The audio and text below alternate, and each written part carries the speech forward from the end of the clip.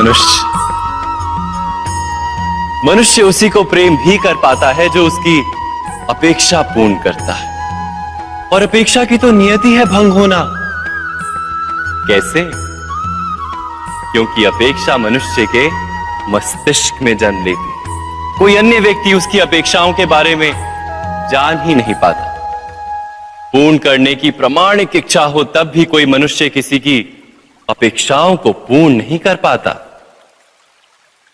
और वहां से जन्म लेता है संघर्ष। सारे संबंध संघर्ष में परिवर्तित हो जाते,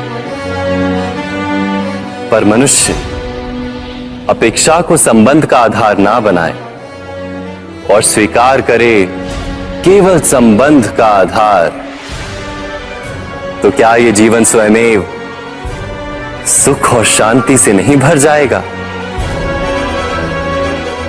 स्वयं विचार कीजिएगा।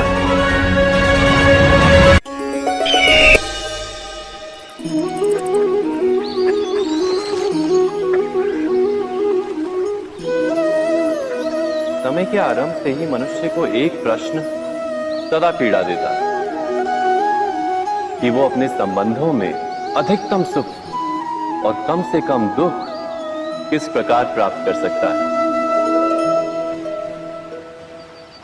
क्या आपके सारे संबंधों ने आपको संपूर्ण संतोष दिया है? विचार कीजिए। हमारा जीवन संबंधों पर आधारित है, हमारी सुरक्षा संबंधों पर आधारित है। इसी कारण हमारे जीवन के सारे सुखों का आधार भी संबंध है। किंतु फिर भी हमें संबंधों में ही अधिकतर दुख क्यों प्राप्त होते हैं? सदा ही संघर्ष भी संबंधों से ही उत्पन्न क्यों हो जाते हैं? कभी विचार किया है? जब कोई व्यक्ति किसी अन्य व्यक्ति के विचार अथवा कार्य को स्वीकार नहीं करता, उसमें परिवर्तन करने का प्रयत्न करता है, तो संघर्ष जन्म लेता है। अर्थात जितना अधिक अस्वीकार उतना ही अधिक संघर्ष, और जितना अधिक स्वीकार उतना ही अधिक सुख। क्या ये वास्तविकता नहीं? यदि मनुष्य स्वयं अपनी अपेक्षाओं पर अंकुश रखे, अपने विचारों को परखे, किसी अन्य व्यक्ति में परिवर्तन करने का प्रयत्न ना कर स्वयं अपने भीतर परिवर्तन करने का प्रयास करे, तो क्या संबंधों में संतोष प्राप्त करना इतना कठिन? अर्थात क्या स्वीकार ही संबंध का वास्तविक अर्थ नहीं? स्वयं विचार कीजिए।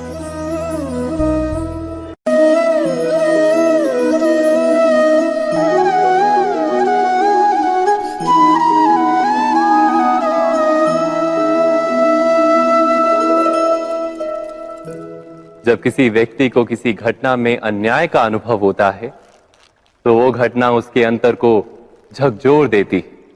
समस्त जगत उसे अपना शत्रु प्रतीत होता है।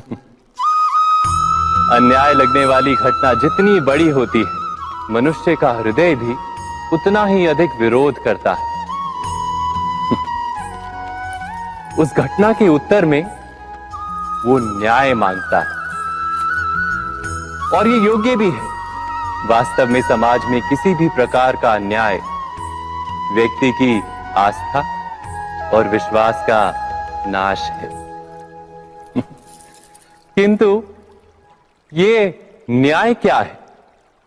न्याय का अर्थ क्या है? अन्याय करने वाले को अपने कार्य पर पश्चाताप हो, और अन्याय भुगतने वाले के मन में फिर से विश्वास जगे समाज के प्रति। इतना ही अर्थ है ना न्याय का। किंतु जिसके हृदय में धर्म नहीं होता, वो न्याय को छोड़कर बैर और प्रतिशोध को अपनाता है। हिंसा के बदले प्रतिहिंसा की भावना लेकर चलता है। स्वयं भोगी हुई पीड़ा से कहीं अधिक पीड़ा देने का प्रयत्न करता है, और इस मार्ग पर चलते अन्याय को भुगतने वाला स्वयं अन्याय करने लगता है। शीघ्र ही वो अपराधी बन जाता है। अर्थात न्याय और प्रतिशोध के बीच बहुत कम अंतर होता है। और इसी अंतर का नाम है धर्म। क्या ये सत्य नहीं? स्वयं विचार कीजिए। दो व्यक्ति जब निकट आते हैं तो एक दूसरे के लिए सीमाएं और मर्यादाएं निर्मित करने का प्रयत्न अवश्य करते हैं। हम यदि सारे संबंधों पर विचार करें तो देखेंगे कि इन सारे संबंधों का आधार यही सीमाएं हैं जो हम दूसरों के लिए निर्मित करते हैं। और यदि अनजाने में भी कोई अन्य व्यक्ति इन सीमाओं को तोड़ता है तो उसी क्षण हमारा हृदय क्रोध से भर जाता है। इन सीमाओं का वास्तविक रूप क्या है? क्या हमने कभी विचार किया? सीमाओं के द्वारा हम दूसरे व्यक्ति को निर्णय करने की अनुमति नहीं देते, अपना निर्णय उस व्यक्ति पर थोपते हैं, अर्थात किसी की स्वतंत्रता का अस्वीकार करते हैं। और जब स्वतंत्रता का अस्वीकार किया जाता है तो उसका हृदय दुख से भर जाता है। और जब वो सीमाओं को तोड़ता है तो हमारा हृदय क्रोध से भर जाता है। क्या ऐसा नहीं होता?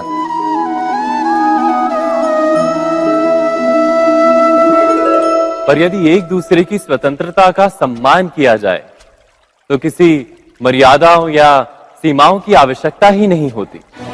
अर्थात जिस प्रकार स्वीकार किसी संबंध का देह है, क्या वैसे ही स्वतंत्रता किसी संबंध की आत्मा नहीं?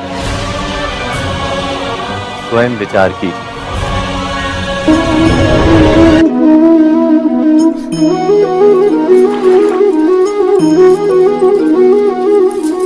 पिता सदा ही अपने संतान के सुख की कामना करते हैं, उनके भविष्य की चिंता करते रहते हैं।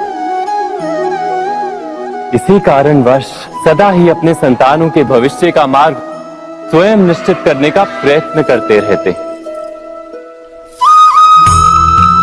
जिस मार्ग पर पिता स्वयं चला है, जिस मार्ग के कंकर पत्थर को स्वयं देखा है, मार्ग की छाया, मार्ग की धूप को स्वयं जाना है, उसी मार्ग पर उसका पुत्र भी चले, यही इच्छा रहती है हर पिता की। निसंदेह उत्तम भावना है ये। किंतु 3 प्रश्नों के ऊपर विचार करना हम भूल ही जाते हैं। कौन से प्रश्न? प्रथम प्रश्न, क्या समय के साथ प्रत्येक मार्ग बदल नहीं जाते? क्या समय सदा ही नई चुनौतियों को लेकर नहीं आता? तो फिर बीते हुए समय के अनुभव नई पीढ़ी को किस प्रकार लाभ दे सकते हैं? दूसरा प्रश्न, क्या प्रत्येक संतान अपने माता पिता की छवि होता है? हाँ, संतानों को संस्कार तो अवश्य माता पिता देते हैं, किंतु भीतर की क्षमता तो ईश्वर देते हैं। तो जिस मार्ग पर पिता को सफलता मिली है, विश्वास है कि उसी मार्ग पर उसकी संतानों को भी सफलता और सुख प्राप्त होगा। तीसरा प्रश्न, क्या जीवन के संघर्ष और चुनौतियां लाभकारी नहीं होती? क्या प्रत्येक नया प्रश्न एक नए उत्तर का द्वार नहीं खोलता?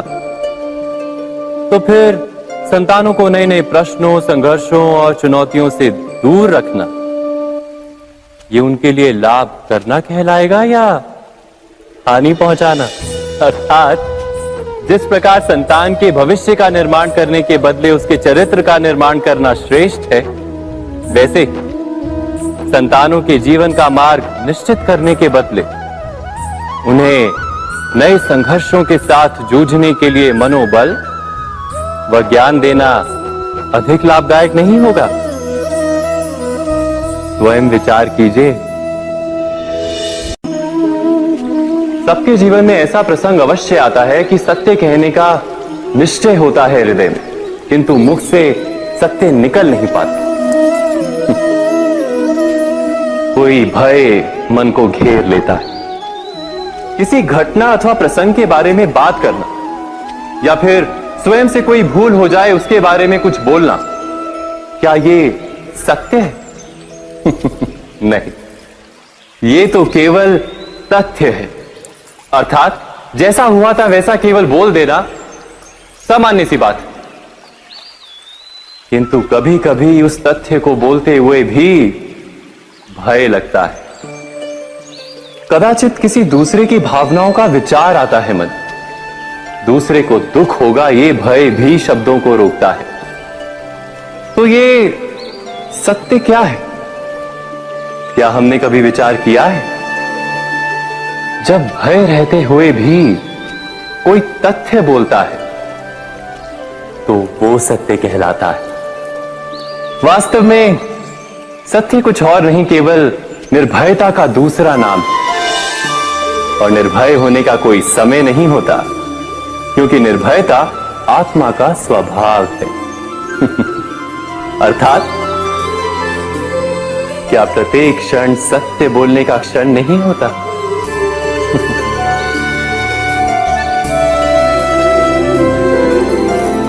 स्वयं विचार कीजिए। जब भी किसी की आशा और इच्छा भंग होती है तो उसका हृदय क्रोध से भर जाता है। जिस व्यक्ति को वो अपना अपराधी समझता है उसे दंड देने का प्रयत्न करता है। पर क्या हमारी इच्छा या आशा का भंग होना क्या सदा ही किसी का अपराध होता है? इच्छाओं के अपूर्ण रहने के तो कई कारण हो सकते हैं। कुछ तो संजोग के कारण अधूरी रह जाती हैं और कुछ नियति के कारण। और कभी कभी इच्छाओं का स्वरूप ही ऐसा होता है कि वो पूर्ण नहीं हो पाती। बिना परिस्थिति पर विचार किए किसी को अपराधी मान लेना न्याय नहीं, प्रतिशोध है। न्याय का आधार तो दया है, करुणा है, और प्रतिशोध का आधार क्रोध, अहंकार। अर्थात हृदय में करुणा धारण किए बिना किसी के अपराध के विषय में विचार करना, किसी को दंड देना, क्या अपने आप में ही अन्याय नहीं? स्वयं विचार कीजिए।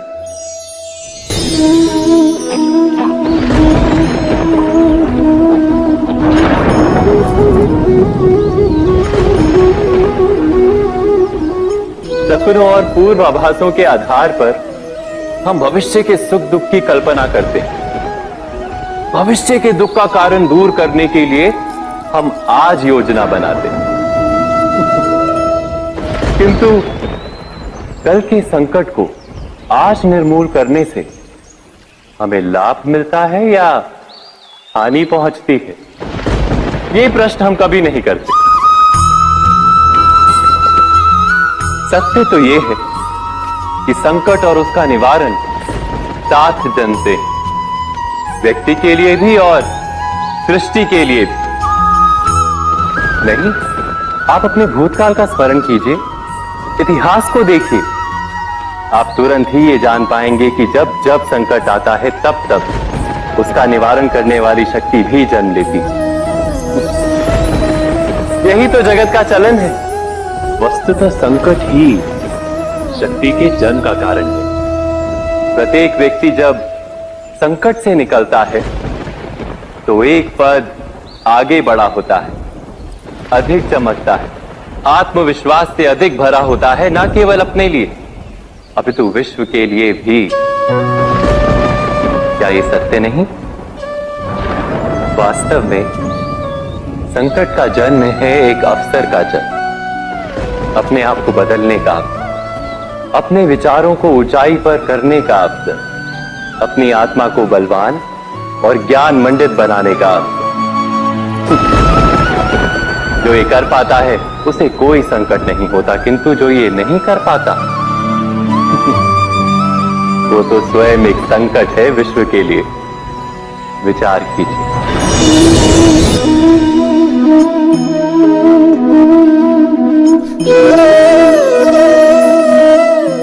परंपरा में धर्म बसता है और परंपराएं ही धर्म को संभालने का कार्य करती हैं, ये सत्य है।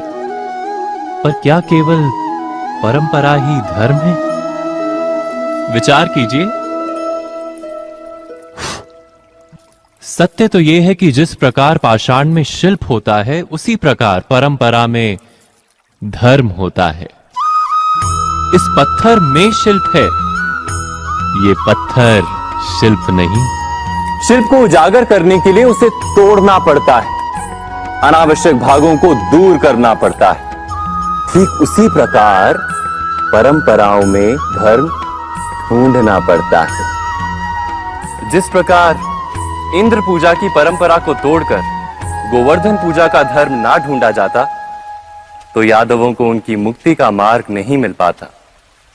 अर्थात परंपरा को पूर्णता छोड़ देने वाला धर्म से वंचित रह जाता है और परंपरा का अंध अनुकरण करने वाला भी धर्म को प्राप्त नहीं कर पाता।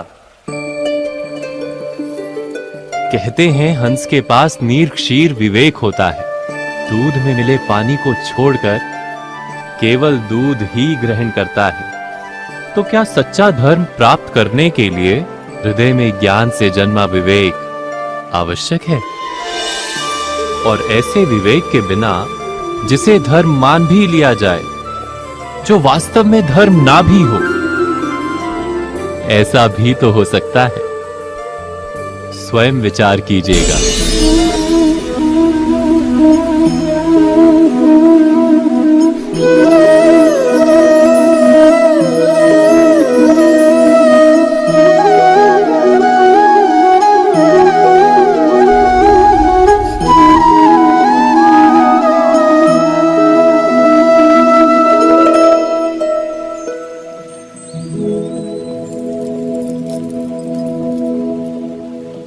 भविष्य के आधार पर सब आज का निर्णय लेना चाहते हैं। भविष्य में सुख मिले, भविष्य सुरक्षित हो, ऐसे निर्णय आज लेने का प्रयत्न रहता है सबका। आप अपने जीवन को देखिए। क्या आपके अधिकतर निर्णय के पीछे भविष्य का विचार नहीं होता? और हो भी क्यों ना। अपने जीवन को सरल और सुखमय बनाने का प्रयत्न करने का अधिकार सबका है। पर भविष्य तो कोई नहीं जानता, केवल कल्पना ही की जा सकती है। तो जीवन के सारे महत्वपूर्ण निर्णय कल्पनाओं के आधार पर ही करते हैं हम। क्या निर्णय करने का कोई तीसरा मार्ग हो सकता है? विचार कीजिए। सारे सुखों का आधार धर्म है और वो धर्म मनुष्य के हृदय में बसता है। तो प्रत्येक निर्णय से पूर्व स्वयं अपने हृदय से ये प्रश्न अवश्य पूछ लेना कि ये निर्णय स्वार्थ से जन्मा है या धर्म से। क्या इतना पर्याप्त नहीं? भविष्य के बदले धर्म का विचार करने से क्या भविष्य अधिक सुखपूर्ण नहीं होगा? स्वयं विचार कीजिए। व्यक्ति को जब उसके अपराध का दंड मिलता है तब कभी कभी उस न्याय को देखकर मन कचोटता है। प्रश्न उठता है हृदय में कि जब वो अपराध हुआ था तब व्यक्ति भिन्न था। उसके पश्चात उसने इतने पश्चाताप किए, स्वयं में इतना परिवर्तन किया, फिर उसे दंड क्यों मिले? पर जहां आघात होता है वहां प्रत्याघात भी होता है। जैसा कर्म वैसा फल। यदि किसी को प्रेम दोगे तो सुख प्राप्त होगा, यदि किसी की हत्या करोगे तो मृत्यु दंड मिलेगा। जैसा कार्य वैसा ही न्याय। तो फिर प्रायश्चित और पश्चाताप का कोई मूल्य नहीं है? अवश्य है मूल्य। प्रायश्चित और पश्चाताप मनुष्य की आत्मा को बलवान करता है, आने वाले दंड को स्वीकार करने के लिए मनुष्य को तैयार करता है। अर्थात बिना प्रायश्चित के दंड स्वीकार करने का कोई मूल्य है? स्वयं विचार कीजिए।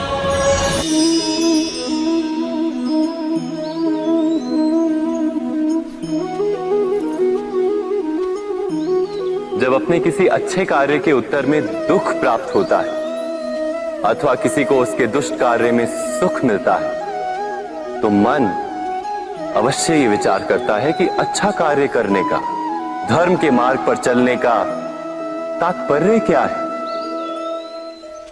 पर दुष्ट आत्मा को क्या प्राप्त होता है ये भी देखिए।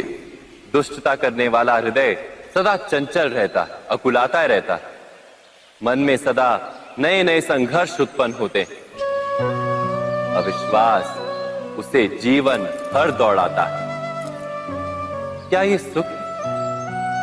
जब भी धर्म पे चलने वाले, अच्छा कार्य करने वाले, सच्चरित्र व्यक्ति का हृदय शांत रहता है। परिस्थितियां उसके जीवन के सुख में बाधा नहीं बनती। समाज में सम्मान और मन में संतोष रहता है सदा। अर्थात अच्छा बर्ताव भविष्य में किसी सुख का मार्ग नहीं। अच्छा बर्ताव स्वयं सुख है। अथवा बुरा बर्ताव भविष्य में किसी दुख का मार्ग नहीं। अधर्म उसी क्षण दुख उत्पन्न करता है। धर्म से सुख नहीं, धर्म स्वयं।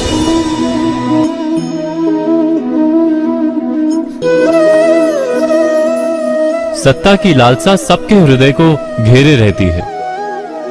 प्रत्येक व्यक्ति अपना एक राष्ट्र निर्मित करने का प्रयत्न अवश्य करता है। फिर वो राष्ट्र कुरु राष्ट्र की भांति बहुत बड़ा हो या फिर अपने परिवार तक सीमित हो, वो सत्ता प्राप्त करने का प्रयास अवश्य करता है। किंतु सत्ता का वास्तविक रूप क्या है? क्या हमने कभी विचार किया है? एक मनुष्य जितने अधिक लोगों के जीवन को प्रभावित कर सके, जितने अधिक लोगों के जीवन की स्वतंत्रता पर अंकुश रख सके, उतनी ही अधिक सत्ता का अनुभव करता है वो। सत्ता का वास्तविक रूप ही है अन्य के जीवन पर स्वयं का प्रभाव।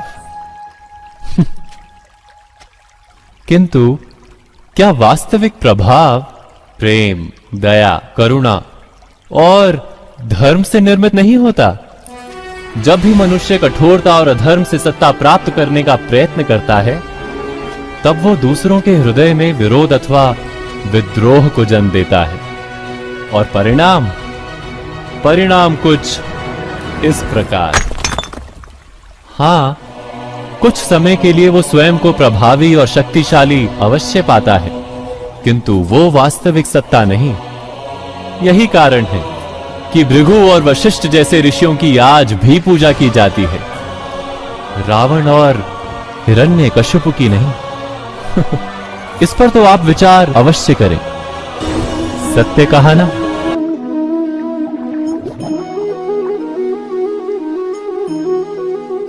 इस संसार में आने वाला प्रत्येक बालक संपूर्णतः संस्कार रहित होता है। उसके अंतर पर ना किसी अच्छे संस्कार के चिन्ह अंकित होते हैं, ना ही बुरे संस्कार के। अर्थात जन्म से बालक में ना कोई गुण होता है और ना ही कोई दोष। तो ये दोष अथवा गुण किस प्रकार प्राप्त होते हैं? क्या हमने कभी विचार किया है? जो बात माता पिता के मुख से निरंतर सुनी जाती है, वही बात उनकी संतानों के हृदय का संस्कार बनती है। जैसे किसी गांव में नदी तट तक एक पगडंडी बन जाती है केवल उस मार्ग पर बार बार चलने के कारण। अर्थात माता पिता के हृदय की इच्छाएं उनकी संतानों के हृदय का दोष अथवा गुण बनकर जन्म लेती हैं। क्या ये सत्य नहीं? पर फिर भी जब उनकी संतानों में कोई दोष दिखाई देता है, तो माता पिता आश्चर्य और दुख से भर जाते हैं। माता पिता का हृदय ये प्रश्न करता है कि उनकी संतानों में ये कुसंस्कार आए कहां से? सत्य तो यही है कि माता पिता अपनी संतानों को अनजाने में ही कुसंस्कार के बीज दे देते हैं, जो उनके संतानों की हृदय भूमि पर कुसंस्कार का वृक्ष बनकर उगता है।